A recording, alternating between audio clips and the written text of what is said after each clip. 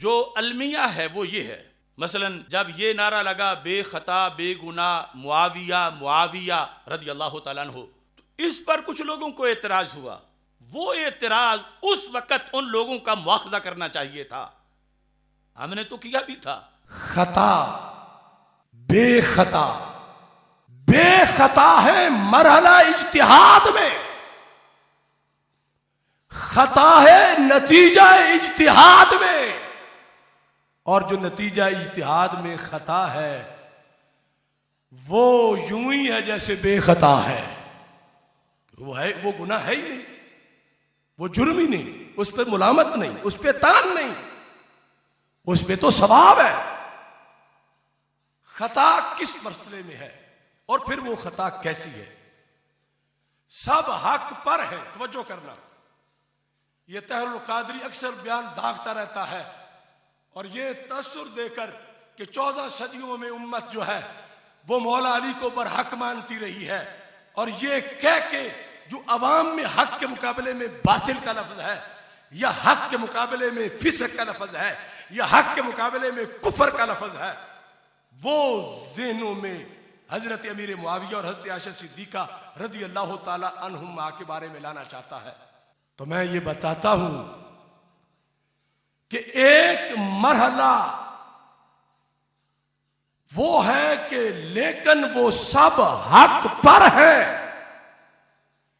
सब हक पर है। वहां जहां हक के मुकाबले में ऐब था, जहां हक के मुकाबले में गुनाह था, जहां हक के मुकाबले में कमी थी, जहां हक के मुकाबले में वो पहलू था कि जिस पर मुलामत की जा सकती है, कौन सा? इज्तिहाद के वक्त सब हक पर है। हक क्या है? दीन की खैर खाही। हक है दीन की खैर खाही।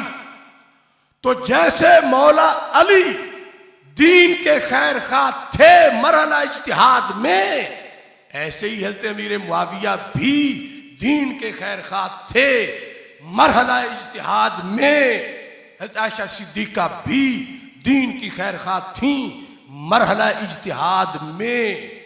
ये वो मौका है जब सब हक पर थे। और फिर खता कहां हुई? नतीजा इज्तिहाद में।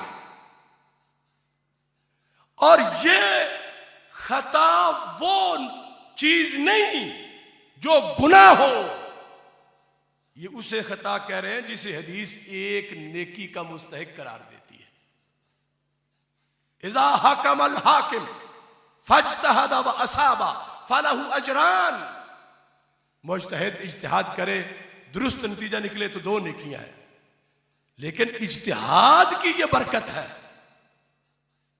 इज्तिहाद में नतीजा गलत भी निकले मगर मुज्तहिद ने तो अपनी पूरी कोशिश की है, तो खता हो गई, नतीजा दुरुस्त ना निकला, तो सरकार फरमाते एक नेकी फिर भी मिल जाती है।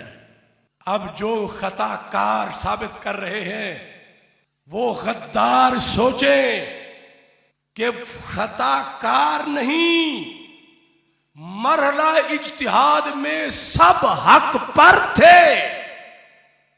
वहां अगर खता होती तो मुलामत होती जो करता, वहां खता होती कि कोई अपने इक्तदार और ख्वाहिश के लिए जल्दी किसास के लिए चल रहा था, वहां अगर खता होती तो वो काबिले मुजम्मत थी।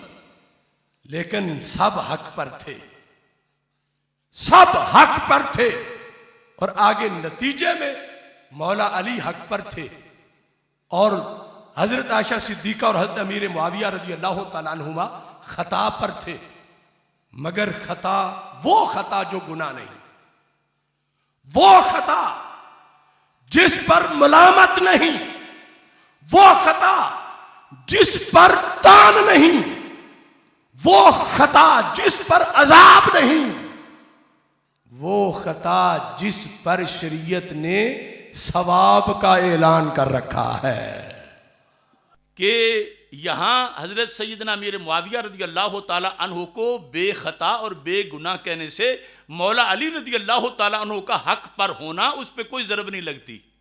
वो अपनी जगह हक पर हैं और ये भी बेखता बेगुनाह हैं, क्योंकि इनका गुनाह और खता बमाना गुनाह तब होता जब इब्तिदाए इज्तिहाद में इनके दिल में दुनिया होती। तो फिर हजरत अमीर मुआविया रदी अल्लाह ताला अन्हु के लिहाज से ये होता कि माज़अल्लाह वो खता बमाना गुनाह पर थे। तो इब्तिदाए इज्तिहाद में शर्फ़े सोहबत को सामने रखते हुए कि जिनकी तजल्लियात 14 सदियां बाद भी दिलों को रोशन कर रही है, तो जो उनके सामने बैठे थे उनके दिल सरकार ने कितने रोशन किए होंगे। उनके सामने पूरी दुनिया की एक मच्छर के पर के बराबर भी हैसियत नहीं हो सकती इस्लाम के गलबा के मुकाबले में। लिहाजा ये जुल्म हुआ हमारे मुआशरे में और जुल्म किया गया ताहिरुल कादरी और उसके फिरके की जानब से, और फिर कोई जाने ना जाने कैसे कैसे उस कश्ती में बैठे कि हजरत अमीर मुआविया रज़ी अल्लाह ताला अन्हु के बारे में जब लफ्ज़ खता का इस्तेमाल किया जाता रहा जो सदियों से आ रहा था, उस लफ्ज़ खता को जुर्म बना के माज़अल्लाह पेश किया गया, उस लफ्ज़ खता को गुनाह बना के पेश किया गया। जबकि 14 सदियों का अहले सुन्नत का अकीदा था कि जहां खता बमाना गुनाह या जुर्म है उस मरहले में तो दोनों ही हक पर थे। इंतहा में इंतहाए इज्तिहाद में मौला अली रदी अल्लाह तआला अन्हु बिल यकीन हक पर थे हैं, और वो हक इज्तिहादी है। और हजरत अमीर मुआविया रदी अल्लाह तआला अन्हु उस हक तक ना पहुंच सके कोशिशें बिस्यार के बावजूद, तो रब ने उस कोशिश पर उन्हें भी सवाब अता फरमा दिया। तो ये तफजीलियों की तरफ से अगर उस वक़्त ये वजाहत की जाती या किसी की तवज्जो इन माखज़ की तरफ होती, अगर वो नहीं कर रहे थे तो हमारे लोग मुकाबले में खड़े होकर उसी दिन सांप का सर कुचलते जो गलती फैला रहा था, तो आज ये अवाम को अजीबो गरीब मालूम ना होता। अवाम जो है वो ब्याज को प्याज ना बनाते, बल्कि अवाम तो बिल आखिर समझ गए, लेकिन जिन खवास ने समझाना था वो पता नहीं, खुदा करे मिले पीर को भी ये तौफीक, वो दूसरी जानब निकल गए।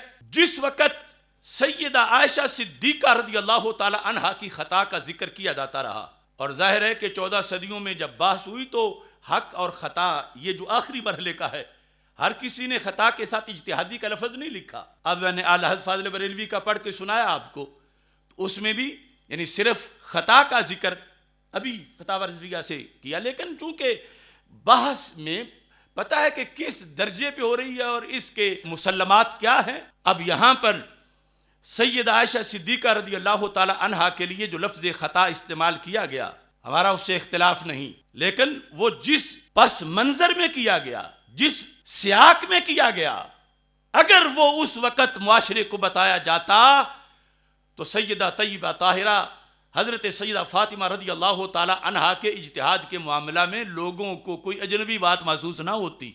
मगर वहाँ फातिहाना तरीके से इन तफजीलियों ने जो इंतहाए इज्तिहाद है उसकी खता को यूं बनाया जैसे इब्तिदाई इज्तिहाद में होती है। इंतहाए इज्तिहाद की खता को जुर्म बनाया, गुनाह बनाया, माज़अल्लाह उसको काबिल मुज़म्मत और मलामत बनाया।